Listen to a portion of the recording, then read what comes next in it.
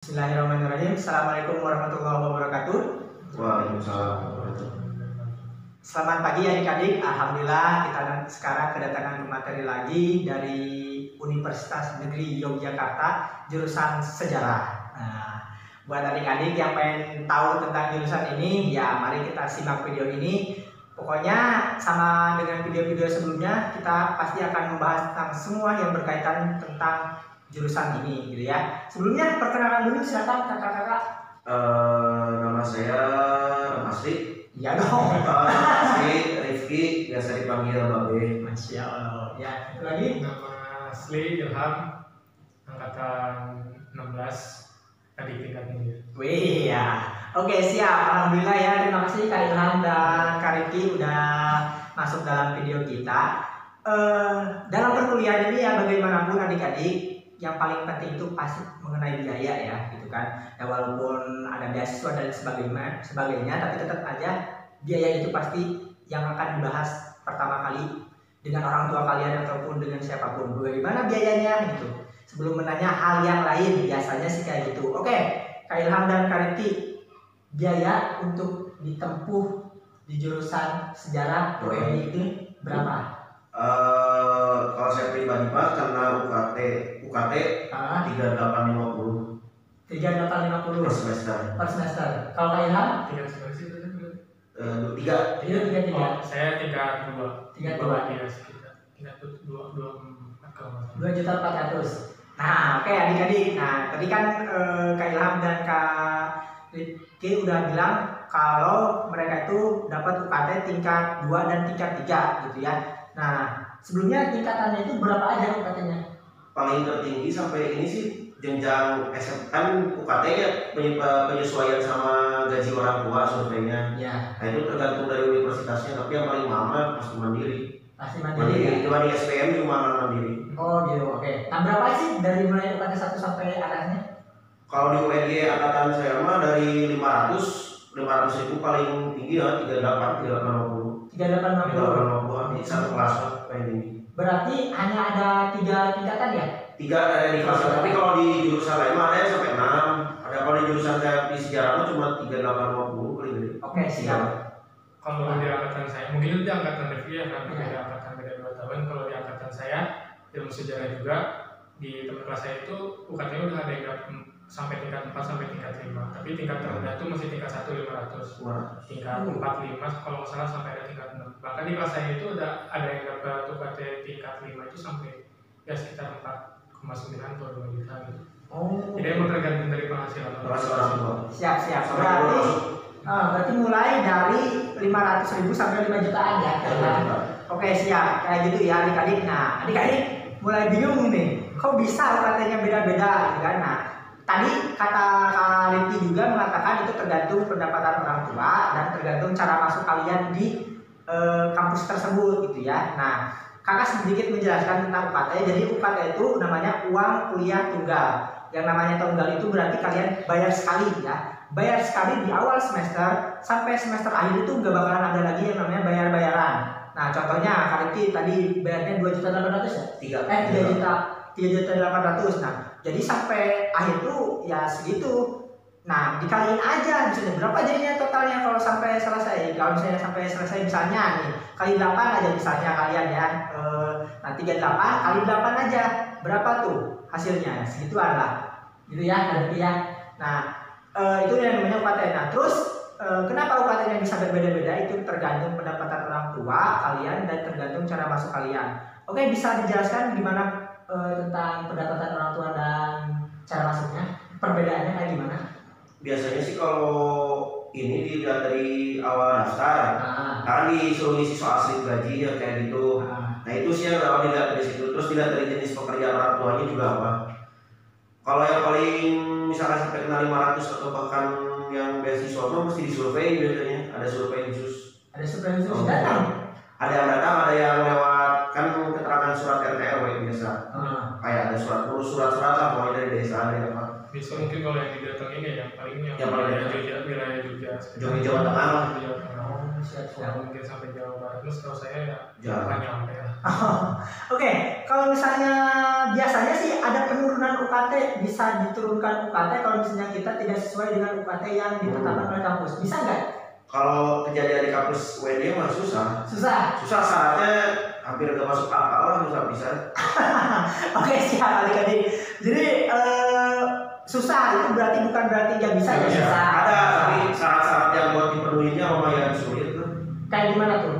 Satu, yang ini lagi corona aja yang paling baru, buat minta penurunan UKT itu syaratnya kan beda jauh. Misalkan kayak orang tuanya salah satu ibunya meninggal, apalagi yang kepala keluarga misalkan, terus usaha orang tuanya itu ada penurunan drastis atau bangkrut, baru bisa mengajukan. Selain itu ini misalkan di keluarganya ada punya minimal kalau lebih dari 2 itu masalah. Ya. Terus ada yang masuk kuliah atau sekolah yang udah butuh biaya lebih, biasanya bisa ngajuin itu. Tapi kurangnya juga nggak signifikan, paling 1 juta, 200 juta, 1 juta 500 kan nggak nyampe. Udah sampai turun 1 tingkatan. Nggak mungkin sampai 50%, nggak mungkin. Oh nggak mungkin 50% ya? Oh gitu ya, oke. Makanya hati-hati waktu ngisi di awal tadi soal gaji kayak gitu sih. Lebih hati-hati. Siap, oke. Itu ya adik-adik mengenai pembiayaan di jurusan Ilmu Sejarah Universitas Negeri Yogyakarta. Ada biaya tambahan lagi? Oh iya, bukan biaya tambahan. Biaya hidup sama biaya tempat tinggal. Berapa tuh? Enggak, kalau nanti juga kalau dari buat biaya pembelajaran mah ada kelas KKN sih, itu biaya tambahan sendiri. KKN sendiri, maksudnya sendiri dari kampus cuma dikasih berapa ya, 50.000, sisanya ya kita sendiri buat program. Selain KKN mungkin kalau di jurusan Ilmu Sejarah itu nanti ada KKL. KKL itu kuliah lapangan di semester 3 sama semester 6. Kalau KKL pertama itu biasanya kita ke arah timur, ke Jawa Timur sama ke Bali. Itu nanti biaya sendiri mungkin 1 juta lebih. Untuk KKL kedua di semester 6 itu kita ke barat, ke Bandung, ke Jakarta. Itu yang ke arsip nasional kayak gitu lah. Itu nanti juga biaya sendiri. Paling di kampus dapat kompensasi ya paling cuma 150 atau sekitar 100.000 buat kompensasi kayak gitu. Siap. Berarti kalau bisa di total untuk biaya yang kita keluarkan yang masuk ke kampus itu yang pokoknya berarti bisa sekitar misalnya 4 kali 8 aja berarti sekitar 30 bisa sekitar 3 ya segitulah 30 lebih kena 30 lebih. Masya Allah, oke sekitar segituan ya kalau biaya yang di total. Oke. Belum ini sih beli kebutuhan pribadi kayak buku. Kan buat kebutuhan belajar sendiri. Buku-buku kayak gitu biasanya pastilah semua jurusan juga beli buku mau wajib ada dari kampus dari mana. Siap, oke. Kayak gitu ya sekitar segituan lah biaya yang dikeluarkan buat menempuh jurusan ini. Nah itu kalau biaya tadi kita bahas biaya makan, tempat tinggal gimana tuh? Kalau dari saya pribadi nih Jogja mah kalau untuk biaya tinggal sama makan sekarang udah hampir sama sih, nggak beda jauh lah sama Bandung. Tapi kalau buat harga mah emang lebih, maksudnya kayak harga kosan di sini yang 6 juta atau 3 juta lah di sini udah enak gitu, nyaman. Beda kalau di Bandung kan 3 juta mah ya kondisinya mungkin Bandung Jakarta mah kayak gitu kondisinya gitu. Seadanya kalau di sini udah enak. Sama kalau biaya makan tuh sebenarnya nggak beda jauh, paling murah lah bisa ditarik sih 10.000 minimal sehari. Di Bandung juga ada 10.000, tapi kan yang bisa lebih murah mah kalau saya pribadi di sini mah biaya kayak buat main nongkrong, pasti kuliah masih main nongkrong gitu kan, nah itu mah bisa ditekan jauh di sini. Siap. Oke, gitu. Kalau kalian sendiri? Kalau untuk biaya makan sih ya pintar-pintar kita aja cari makan. Kalau misalkan, maksudnya kalau di Jogja itu banyak opsi yang kita pilih. Kalau misalkan saya ke Bandung nih ke kosan teman saya itu kalau makan tuh ya nggak banyak pilihan. Kalau di sini kan misalkan kita ke Burjo makan nasi tawar, oh di Burjo ini 10.000, di Burjo yang sana 8.000, pasti kita milih 8.000. Atau ada lagi yang lebih murah yang 7.000, kita pilih yang 7.000 gitu ya. Pintar-pintar kita aja cari makanan. Oke, siap. Nah, buat adik-adik mikir juga nih kan, kok bisa makan segitu bisa cukup dan diperbandingkan dengan yang di kota-kota metropolitan gitu kan. Sebenarnya ya kita lihat tadi kalau di Jogja itu UMR-nya aja 1,8 gak nyampe 2 juta loh UMR-nya tuh. Makanya bisa dikatakan kalau dengan dana segitu kalian bisa mendapatkan yang setara di metropolitan dengan harga yang belasan ribu gitu. Bahkan bisa nyampe 20.000 harganya segitu tuh. Padahal kalau di Jogja di bawah 10.000 kayak gitu. Makanya kenapa di sini murah? Ya seperti itulah kenyataannya karena memang disesuaikan dengan UMR kota tersebut kayak gitu. Nah, kalau tempat tinggal Bos, saya sekarang dulu awal datang ke sini mah murah lah hitungannya, setahun 3 juta. Terus kesini naik hampir tahun sekarang setahun hampir mau 4 juta rata ya, di sekitar media masih gitu. Rata-rata 4 juta. 4 juta setahun. Soalnya awal kosan yang dari kampus jarang ada bisa per bulan, rata-rata langsung per tahun. Nah sarannya kalau misalkan mau nyari yang per bulan atau bisa gak setahun full lah, mesti nyarinya agak yang jauh dari kampus sedikit. Itu juga kalau yang punya kendaraan, kalau belum ya mau gak mau mesti yang dari kampus. Nah, pasti setahun gak bisa, udah wajib setahun pasti dari kampus. Siap, oke. Ya kalau misalkan di UNJ sendiri paling kalau untuk maba pasti cari kosnya daerah Karangmalang atau Samirono. Ya, dan sekitar situ paling rata-rata bertahun. Nggak ada yang per bulan. Kayak saya dulu saya pertama kuliah kan gak bawa motor, jadi saya ngekos di daerah Karangmalang itu di belakang kampus. Itu tahunan di situ. Dari awalnya sekitar 5,5 setahun, sekarang udah sampai 6,5 ya, tiap tahunnya naik. Tiap tahunnya naik, oke siap. Berarti ya kurang lebih adik-adik kalau misalnya pengen di UNJ jurusan ilmu sejarah khususnya gitu kan, setidaknya untuk tempat tinggal kalian menyiapkan budget minimal 5 jutaan ya. Makanya nggak beda jauh gitu sama yang di Bandung gitu. Kan jauh-jauh kalau ada rupa misalnya 5 juta di sini sama di sana ya nyaman di sini misalnya, beda jauh, tempatnya bersih, enak, tempatnya pasti lah kalau di sini. Siap, segitu ya. Berarti ya untuk biaya awal banget kalian masuk ke UNJ jurusan ilmu sejarah itu kurang lebih kalian menyiapkan uang setidaknya sekitar 10 jutaan. 10 juta ya. Ya siap, kayak gitu ya. Kita udah ngebahas kayaknya udah komplit nih ngebahas tentang biaya, atau ada yang tambah lagi mengenai biaya? Ini sih kok. Ya sebenarnya kalau misalkan ngomongin biaya yang tadi yang patokannya lain sebenarnya nggak cuma buat jurusan ilmu sejarah sih, mungkin untuk jurusan lain asal di kampus UNJ itu ya sekitar segitu. Atas 10 juta. Atas segitu lah maksudnya. Ya mungkin untuk biaya tinggal makan sehari-hari ya nggak mungkin beda jauh sama kota Bandung lain. Tapi yang pasti ya di sini lebih enak gitu. Ini kan pokoknya kalau urusan mahal murah tergantung di kitanya gimana kita hidup sehari-harinya. Misalkan kalau orangnya murah, walaupun murah orangnya murah sebenarnya jauh.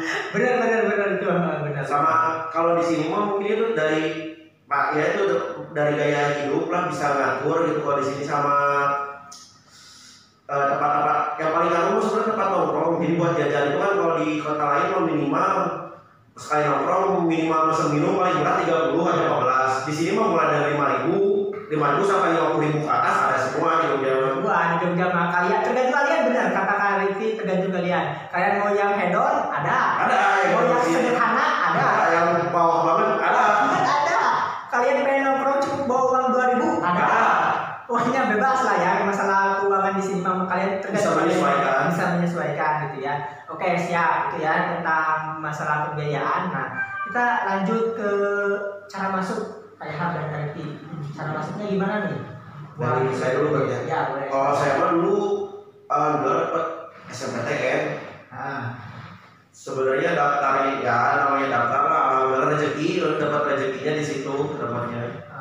Padahal sebenarnya ya buat waktu itu tuh daftar 2 univ, cuman yang satu lewat SMPTN, satu lagi daftar mandiri, cuman yang daftar mandiri nggak terima, terus lihat teman yang daftar masih pada susah gitu.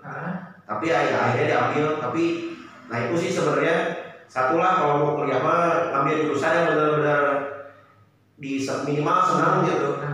Soalnya kalau sekali dia udah masuk tanggung saya mau gak mau udah beres. Gimana caranya masih beres? Jangan sampai gak beres gitu. Oke.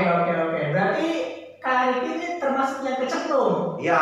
Oke. Nanti kita akan cerita gimana kalau misalnya kalian kecemplung juga gitu kan. Oke. Kalau kalian? Kalau saya masuk jurusan sejarah ini itu SBMPTN. Jadi saya awalnya dari SNMPTN terus sebenarnya udah ngambil ilmu sejarah ini sih, cuman di posisi kedua. posisi pertama saya ambil di Unpad. SNMPTN gak keterima, masih nyoba lagi Unpad sama UNY itu pilihan kedua malah saya, dan keterimanya malah di sini. Padahal niat sih pengen kuliahnya di Bandung ya, biar dekat Sukabumi gitu, nggak terlalu jauh. Tapi alhamdulillah keterima di sini. Untuk jurusan sendiri emang dari SMA itu saya emang suka sejarah.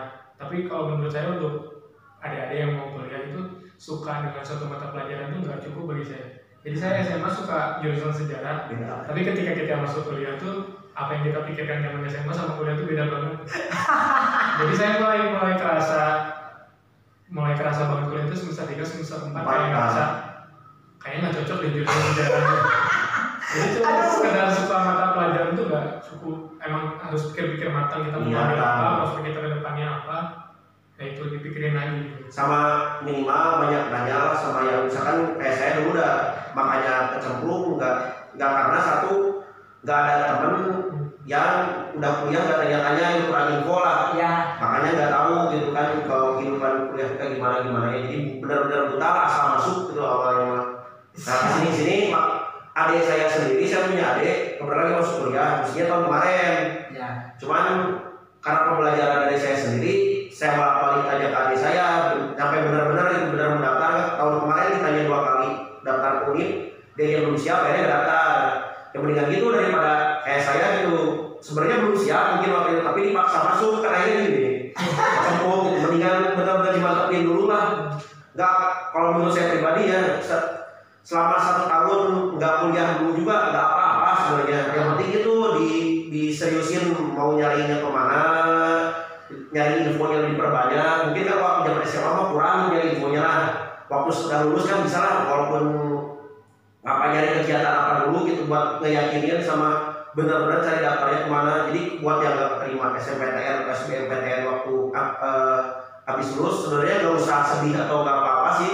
Malah itu bisa lebih enak. Kadang-kadang orang yang SBM atau SNMPTN itu ya itu nggak siap orangnya buat benar masuk ke jurusan itu, belum siap sebenarnya. Oke, siap.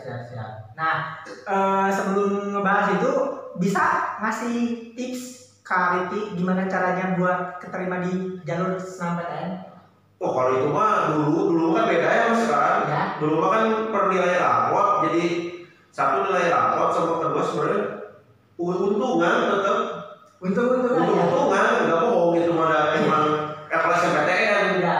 SNMPTN kan penilaiannya langsung dari kampus sama sekolah. Ya. Mungkin syaratnya cuma nilai itu nggak boleh turun, jadi kan minimal mesti naik terus kayak gitu doang. Ya sih benar. Ya benar, karena memang kalau misalnya orang-orang yang jalur SNMPTN ditanya gimana tips sama triknya, pada jawabnya kayak gitu. Soalnya memang tidak ada teori yang khusus gitu ya untuk masuk lewat jalur SNMPTN. Nah kalau SBMPTN ini ada tentunya. Gimana nih cerita kayak sedikit dulu menyinggung SNMPTN ya. Ya. Kalau misalkan SNMPTN sendiri, pengalaman saya di SMA dulu yang ranking 1 aja belum tentu bisa keterima SNMPTN. Bahkan yang sekolahnya biasa-biasa aja, mungkin kalau diukur dari skala ranking terakhir itu bisa mungkin ada kemungkinan dia masuk SNMPTN. Karena kita juga sendiri nggak tahu indikator penilaian SNMPTN itu kayak gimana, di apa yang jadi indikator keterimanya itu. Kalau dari SBM sendiri, pengalaman saya dulu, saya tuh lebih memperbanyak mengisi soal-soal psikotes. Jadi psikotes yang saya tekankan untuk diisi banyak, karena kan waktu zaman saya itu SBMPTN masih pakai poinnya, soal 1 bisa terjawab dengan benar itu 4. Kalau misalkan soalnya salah tuh minus 1 gak diisi 0 kayak gitu. Tapi saya yang saya tekankan itu soal psikotesnya. Bahkan matematika itu saya cuma ngisi dari, kalau misalnya 20 soal cuma ngisi 4 atau 5 gitu. Dan soal sejarah sendiri yang saya isi itu kan ada sejarah juga, sejarah psikotes yang saya tekankan. Pokoknya kuncinya sih menurut saya itu di psikotes. Soalnya kalau misalkan kita bisa jawab psikotes itu sekali jawab aja nilai itu poinnya 4 itu memperbanyak poin kita. Ya, kalau misalkan kayak matematika atau nilai hitungan gitu, kalau misalkan kita nggak yakin, mending udah aja tinggalin, nggak usah diisi. Lagian 0 kan poinnya, daripada kita diisi dapat minus nanti mengurangi poin yang udah kita kumpulkan. Gitu. Siap, oke gitu ya. Nah memang tidak hanya dari nilai juga sih kalau memilih lewat SNMPTN sampai SBMPTN itu, dalam kalian memilih kampus dan memilih jurusan itu juga udah kelihatan. Ya jadi misalnya kalian pilih jurusan ini di kampus ini, terus pilihan kedua jurusan ini. Nah, kalau salah kalian memilih itu sebenarnya udah bisa kelihatan kalian terima atau enggaknya kayak gitu ya. Tapi ya itu kan kita bahas di video yang nanti lah, karena itu cukup panjang cara memilih yang tepat kayak gimana kalau dibahas gitu ya. Oke, Kak Rifki dan Kak Ilham udah membahas tentang cara masuk nih SNMPTN sama SBMPTN. Berarti tadi Kak Rifki mengatakan kalau lewat jalur mandiri itu memang lebih mahal ya? Mana mahal sih? Lebih mahal. Jadi berarti fakta nih ya, kalau misalnya adik-adik pengen murah itu lewat jalur SNMPTN atau SBMPTN. Ya, kalau lewat jalur mandiri itu kemungkinan kalian dapat mahal biayanya ya. Iya. Segitu. Sama ini sih tergantung kampus ya. Tergantung kampus. UN ya mah maksudnya rate-nya masih kampus yang agak tengah-tengah gitu. Jadi untuk biaya UKT juga segitu mah itu masih lumayan terbilang lumayan dibanding kampus-kampus sebelah gitu. Iya. Rata-rata yang paling rendah aja 5-6. Betul. Minimal segitu. Siap. Sebenarnya maksudnya yang dikatakan mahal di sini tuh UKT-nya UKT tinggi gitu. Ya. Masalah mahal kan 5 juta kan ada orang yang bilang mahal murah. Relatif cuma 5 juta di sini kan dia termasuk yang UKT yang tinggi gitu loh hitungannya. Oke, gitu ya. Nah, kita sekarang ngebahas lagi tentang kuliahnya. Belajar apa aja sih di ilmu sejarah ini selama perkuliahan tuh? Gitu. Ya, belajar sejarah sih banyak, yang minimal dari sejarah Indonesia, sejarah Eropa, terus mungkin tambahnya itu mah kayak pelajaran di sekolah, cuma ada pendalaman lagi lah. Pendalamannya kita nyari sendiri sama ditambah kalau di sebenarnya fokusnya kuliah mau soal metodenya sih. Metode pencarian soal sejarah itu gimana caranya gitu. Paling itu kalau saya sama dari kalau buat saya pribadi, walaupun saya kecemplung gitu, ada alhamdulillahnya. Iya. Satu dari dulu yang saya jarang, hampir gak pernah yang namanya baca buku gitu, males. Ya. Semenjak masuk sejarah mau nggak mau mesti seminimal-minimalnya walaupun kita jarang baca mesti punya buku atau enggak pernah baca buku. Kalau nggak gitu mah gak dapat info sama sekali. Alhamdulillahnya ada gitu. Terus sama bisa belajar nulis yang lutut lah, lumayan lutut walaupun nggak rapi ya menurut saya mah, cuman alhamdulillah bisa jadi gitu. Ada manfaatnya tetap walaupun kecemplung gimana juga pasti ada manfaatnya kalau cari, nggak mungkin kosong sama sekali kan. Oke, siap. Akhiran gimana? Ya sama sih sama kayak Rifki, cuman saya sedikit nambahin kalau misalkan di UIN itu sejarah itu kan ada dua, ada pendidikan sejarah dan ada ilmu sejarah. Nah, kita tuh ilmu sejarah murni. Nah, kalau misalkan cara pembelajarannya di semester 1 tuh kita masih belajar yang dasar-dasar kayak dasar-dasar ilmu sejarah, dasar-dasar ilmu sosial. Ya, itu metodenya dulu kayak sejarah kebudayaan Indonesia, zaman pengantar sejarah Indonesia dan lain sebagainya gitu. Dan juga kalau misalkan di jurusan kita ilmu sejarah itu belajar bahasa Belanda juga, tapi bukan bahasa Belanda percakapan buat ngobrol, tapi buat baca arsip, buat baca naskah yang nantinya bisa dijadikan sumber sejarah. Dan misalkan semester 2, semester 3 itu udah mulai meningkat. Nanti kalau misalkan semester 5 atau 6 itu belajar sejarah regional, sejarah wilayah, sejarah Asia Tenggara, Asia Timur, Eropa, Australia, kayak gitu. Kalau misalkan dari semester 5 ke bawah ya masih belajar sejarah Indonesia gitu. Sama itu sih sebenarnya wajibnya bahasa Belanda. Kalau di jurusan sejarah mau nggak mau kita harus bisa minimal lah ngerti itu sedikit-sedikit. Soalnya kalau saya sendiri khususnya saya kan ngambil skripsinya juga zaman Belanda, jadi mau nggak mau sumbernya dari ada bahasa Belanda ya. Oh ya, selain bahasa Belanda juga, kalau di semester 5 ke 4 saya lupa tadi, saya sendiri ngambil mata kuliah bahasa Jawa. Dia nggak tahu. Enggak, soal di Jogja mah ada pilihan khususnya kan. Kalau di Jawa Barat mungkin ada belajar bahasa Sunda gitu. Nah, kalau di sini kan ada belajar bahasa Jawa sejarah ini. Tapi saya nggak ngambil kalau saya. Saya sendiri ngambil mata kuliah bahasa Jawa. Jadi ya sebenarnya sama juga, bukan diajarin bahasa Jawa secara percakapan, tapi buat baca naskah juga kayak gitu. Kebutuhan tugas buat dari sumber kayak gitu.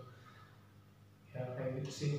Oke, siap. Nah, kalau tadi Kailan juga ngomong tentang beda loh sejarah yang di sekolah sama yang di sini. Jadi kalian jangan mikir kalian bisa sejarah, kalian suka sejarah, terus kalian bakalan baik-baik saja di perkuliahan ini.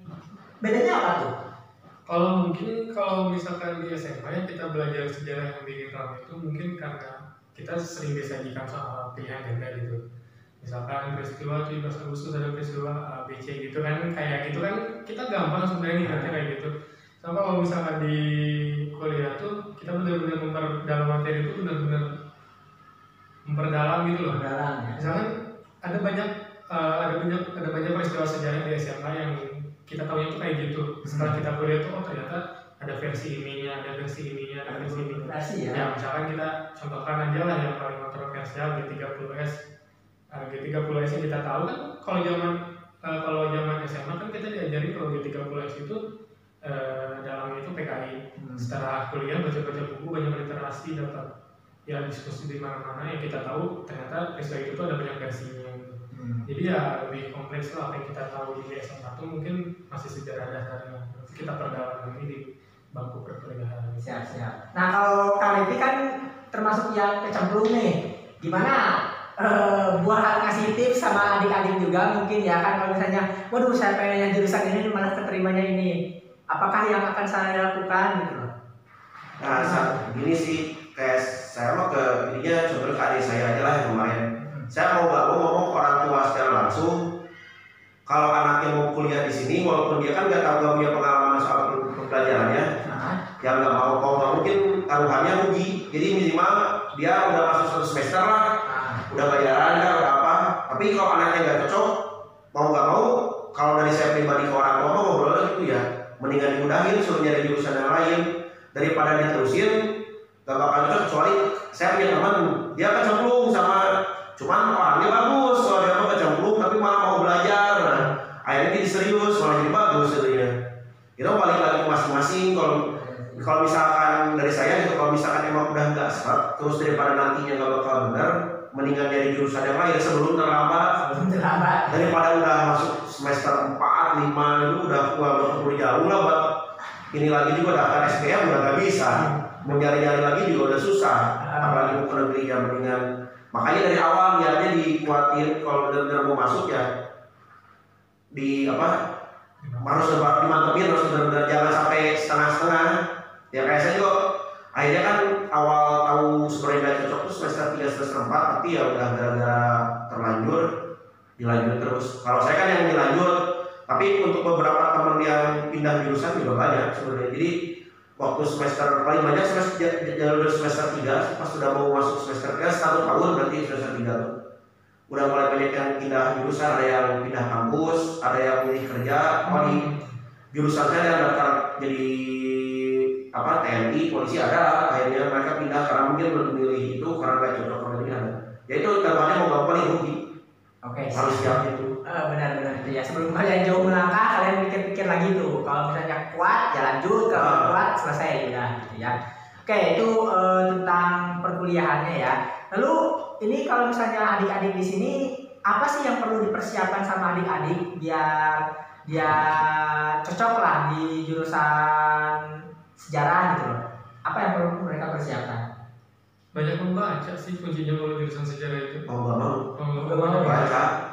Baca banyak sejarah. Jadi kalian jangan polos-polos amat ya. Maksudnya ya misalnya kalian membaca sejarah tentang kemerdekaan Indonesia gitu, udah selesai. Kalian dalami beberapa versinya. Biasanya gitu ya. Jadi jangan sampai Kaihan juga kan tadi bercerita kalau misalnya dia tuh baru mulai merasa kurang ketidakcocokan itu setelah masuk semester 4 gitu kan.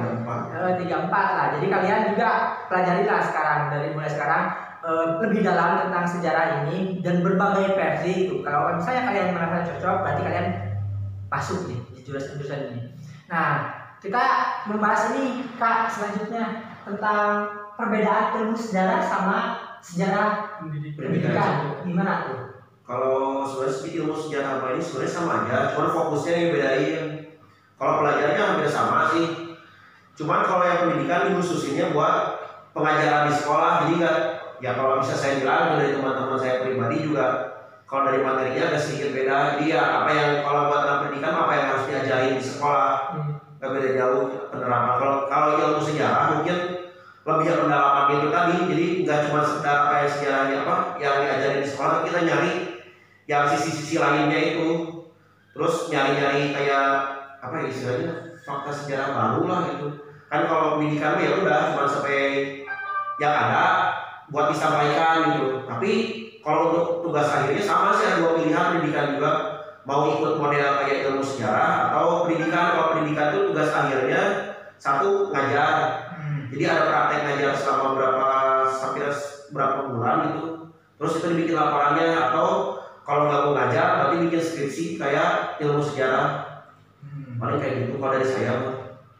Untuk garis besarnya mungkin untuk perbedaannya dari garis besar itu udah kelihatan kalau pendidikan sejarah itu diprospekkan untuk menjadi guru untuk jadi guru sejarah di SMA.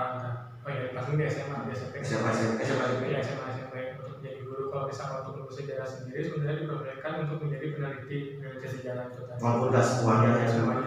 Dari mata kuliahnya sih sebenarnya nggak beda jauh. Cuman kalau misalkan pendidikan sejarah itu nanti dapat mata kuliah yang terkait pendidikan, bagaimana metode mengajar di sekolah dan lain sebagainya gitu. Sebenarnya kalau ilmu sejarah juga mau jadi guru bisa, cuman ikut kayak pelatihan keguruan satu tahun selama 1 tahun buat nambahinnya. Bayar berapa tuh? Lumayan, hampir setara S2 satu semesternya. Tapi cuma 1 tahun itu ya. Hampir setara S2 ya. Kemarin terakhir nanya itu kalau nggak salah 5 apa 6. Bahkan UNY kan S2 nya juga ada. Ya suka bumi lah kayak Adi itu kan minimal. Ya katanya 7 juta satu semesternya, tapi kan bukan setara S2 gitu. Oke, siap. Nah itu ya perbedaan tentang ilmu sejarah sama apa? Satu lagi? Pendidikan sejarah gitu ya. Perbedaannya kayak gitu. Nah, kita ada lagi? Mungkin dari gelar juga mungkin beda ya. Kalau misalnya pendidikan sejarah gelarnya SPD. Kalau kita ilmu sejarah gelarnya sekarang SS. Sarjana sastra ya. Siap.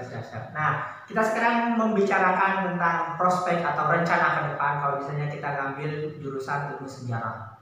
Apa yang akan bisa direncanakan sama mahasiswa yang ada dalam pendidikan ini? Ini mah bukan pengalaman saya. Kalau saya sebenarnya belum lulus gitu ya. Untuk beberapa teman yang lulus udah lulus itu teman saya. Kalau yang mengambil benar-benar sejurusan sama sejarah di kampus dekat, kerjanya ada yang di arsip, itu di arsip nasional. Yaitu soal kearsipan, tapi kan ada sejarahnya. Atau mungkin lebih banyak di angkatan saya tuh orang-orang kalau nggak jadi ke media, jadi kayak wartawan gitu, jadi penulis, ada yang jadi penulis, bikin penerbitan buku. Peluang-peluangnya paling sekarang di situ sih. Teman-teman saya sendiri banyaknya di situ daftarnya. Kalau nyari kerja yang misalkan mau nyari yang sejurusan, kita minimal sejurusan masih sejarah gitu, kayak itu. Jadi kalau nggak jadi kayak wartawan, penulis, ya itu soal paling kita masuk sastra juga, jadi belajar soal penulisan, jadi ya banyaknya pada larinya ke situ sih. Ya sisanya mah ada yang usaha, ada yang tetap banyak ya gitu. Oke, siap. Ya, ada yang lain? Ya mungkin apa yang udah tadi dijelaskan sama Rifki, tapi kalau misalkan ilmu sejarah, kalau misalkan kalian mau lanjut S2 itu kalau misalkan ke luar negeri, sebenarnya ilmu sejarah itu banyak prospeknya. Kalau misalkan ke luar negeri itu rata-rata pasti ngambilnya di Belanda, soalnya arsip-arsip kayak manuskrip dan lain sebagainya itu banyaknya di Belanda, itu di Leiden. Untuk kalau misalkan mau lanjut S2, tapi kalau misalkan lanjut kerja itu tadi kan ilmu sejarah itu keterkaitannya sama sastra, penulis kayak gitu, yang jadi wartawan, kerja di terbitan, atau bahkan kita jadi peneliti independen gitu. Paling jauh dari situ.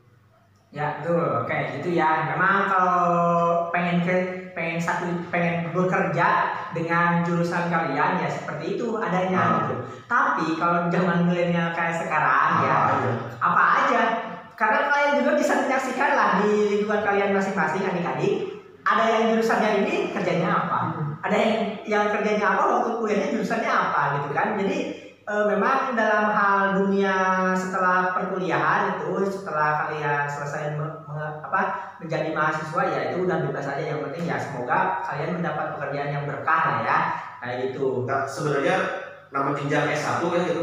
Kalau jenjang S1 sebenarnya buat belajar lebih hampir sama kayak SMA sih disebut aja, jadi ya belajar cuma di dalamnya sedikit. Sebenarnya kalau buat prospeknya misalkan dari jurusan, kalau saya dari sejarah minimal ya S2 mau nggak mau. Nanti kalau S2 sebenarnya peluangnya lebih besar, kayak benar-benar jadi peneliti, bisa masuk ke LIPI itu, lembaga penelitian Indonesia. Kalau nggak bisa di dosen, nah itu kalau benar kalau di sejarah ya, kalau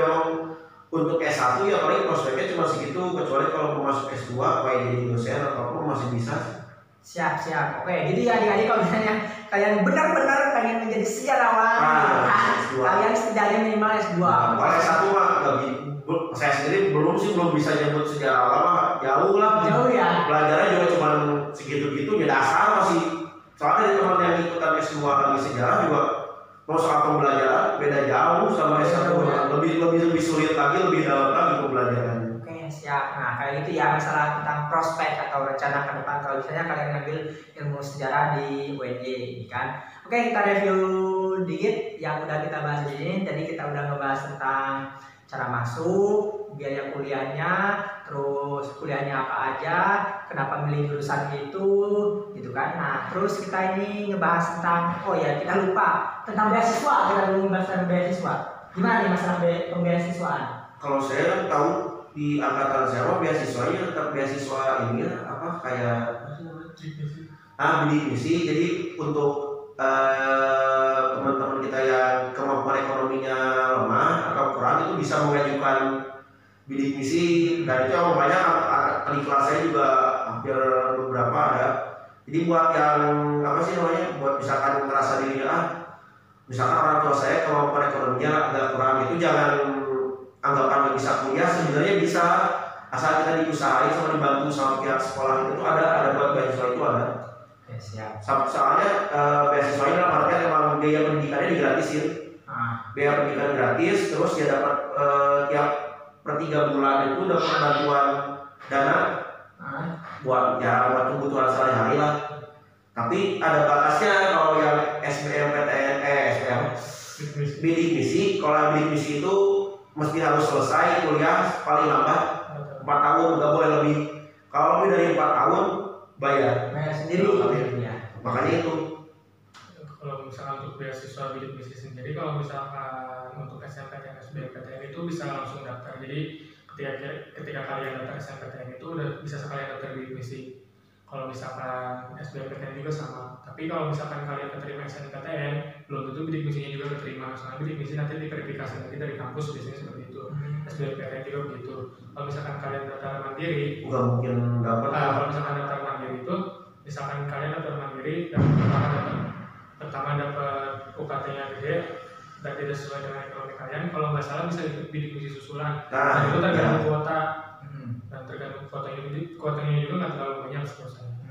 Dan untuk perkuliahan sendiri dari kalau misalkan bidik misi dari semester 1 sampai nanti mungkin semester 8 itu IPK kalian harus terus naik. Nggak boleh kurang dari 3. Ya, nggak boleh kurang dari 3, itu yang terpenting. Dan harus naik.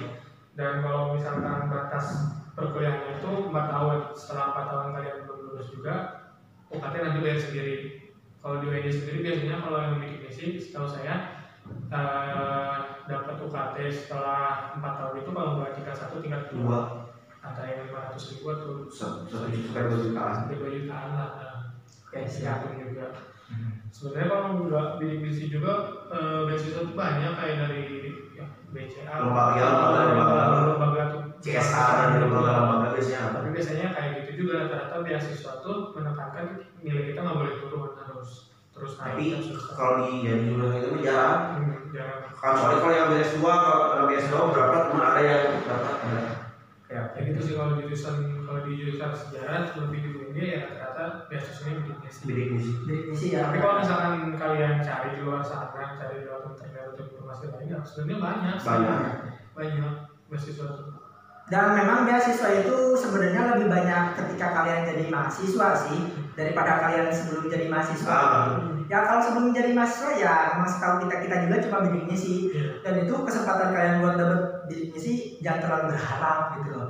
Sangat minim sekali gitu ya. Tapi kalau misalnya kalian udah jadi mahasiswa, nanti kalian bisa nyari seluas-luasnya karena memang biasanya hampir tiap bulan atau tiap 3 bulan tiap semester pasti ada beasiswa gitu. Dan itu kalian untuk dapat beasiswa itu memang tidak hanya buat orang-orang yang pintar loh sebenarnya. Kalau misalnya karena banyak orang yang pintar tapi dia nggak tahu informasi, dia nggak dapat gitu loh. Jadi pintar-pintaran kalian cari informasi sih sebenarnya kalau beasiswa itu kayak gitu adik-adik.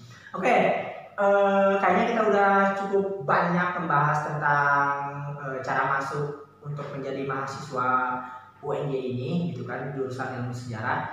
Sekarang kita sesi bebas aja. Kariti mau ngasih apa yang disampaikan kepada adik-adik dan kalian gantian ya. Silakan bebas mau menyampaikan apa ke mereka. Kalau saya itu sih ya tadi, kalau mau daftar kuliahnya mesti benar-benar satu kasih cari tahu jurusan yang kita mau masukin itu apa, kayak gimana, model pembelajarannya gimana. Dan salah satu caranya paling enak nanya ke orang yang udah masuk jurusan itu. Kalau nggak cari-cari informasi lah di internet minimalnya, pasti ada kok. Jangan sampai kita masuk kuliah ke situ emang benar-benar blank nggak tahu apa-apa, itu salah sih udah kayak gitu. Nanti tahu-tahu kita kaget malah gak cocok. Makanya daripada nyesalnya nanti mending dari awal aja. Terus sama yang gitu buat tadi yang buat gak keterima SNMPTN atau SBMPTN, sebenarnya gak usah minder, sedih atau apa, sebenarnya gak usah. Sama aja kuliah mau di negeri mau di swasta itu sama sebenarnya. Serius, malah beberapa kayak saya yang sudah negeri dulu kan anggapannya swasta itu mahal. Tapi ternyata waktu kesini karena saya UKT kok nggak mau tetap full walaupun kuliah udah nggak ada, bayarnya tetap full sama nggak kurang, justru malah lebih murah di swasta. Karena swasta itu hitungannya per SKS atau per mata kuliah. Jadi kalau cuma skripsi doang ya bayarnya bisa 500 per semesternya. 600-an segitu lah bayar 1 jutaan.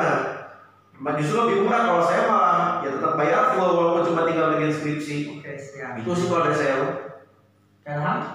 Kalau dari saya mungkin lebih ke cara hidup, mungkin ya saya menambahkan. Kalau misalkan ada adik-adik yang mau kuliah di Jogja, yang udah keterima kuliah di Jogja, kalau misalkan kalian dari awal kesini udah dapat kendaraan, usahain mungkin cari kos yang agak jauh dari kampus. Kalau emang mungkin kalian mencari budget ingin lebih murah gitu. Karena rata-rata kalau di Jogja kos sekitaran kampus tuh ya harganya lumayan lah dibandingkan yang agak jauh dari kampus gitu. Mungkin ya itu sih. Ya kalau baca info kosan kayak gitu pak ya nyari ke inilah minimal kakak tingkat atau siapa yang udah pernah kuliah di Jogja gitu kan, pasti banyak info soal itu mah. Ya kalau kayak kita mah harus Sukabumi mungkin bisa ikut Surya Kencana kan. Nah, ya salah satu fungsinya grup Surya Kencana kan buat itu minimal atau info lah. Ya misalnya soal info jurusan, kosan atau apa-apa pasti ada di situ tanya-tanya. Siap. Nah ya tuh ya. Jadi masing-masing daerah itu biasanya ada paguyuban mahasiswanya gitu ya. Nah paguyuban mahasiswa Sukabumi yang kuliahnya di Jogja itu namanya Surya Kencana. Kalian bisa bergabung. Nah kita juga kenal di Surya Kencana itu gitu ya. Nanti juga kalau misalnya kalian dari warga Jawa Barat itu kan bukan orang Sukabumi, gak apa-apa, kita nanti salurkan kepada mahasiswa yang lain biar kalian juga misalnya nggak tahu apa-apa ini kan dari mana gitu, jadi nanti kita bisa berteman, mencari teman, kita santai kok. Jadi jangan merasa aku masih ini takut nggak bakal diapa-apain gitu ya kalian juga gitu. Kalau misalnya pengen info gitu. Nah kalau bicara masalah informasi gini, kalau misalnya adik-adik pengen berkenalan sama kalian sama kalian bisa menghubungi di mana? Proses? Oke, kasih yang itu. Hah? Apa ya? Saya mau siapa lah kalau saya mau bisa nggak apa-apa. Bisa. Kalian apa aja mungkin? Ya mungkin kontak saya nanti bisa didapat ya. Oke, siap. Jadi kalau misalnya kalian butuh kontak mereka, siap hubungi saya aja ya. Jadi biar lebih intens lah gitu ya. Oke, itu ya adik-adik, karena memang kita tadi udah ngebahas banyak tentang perkuliahan ilmu sejarah di UNY ini ya.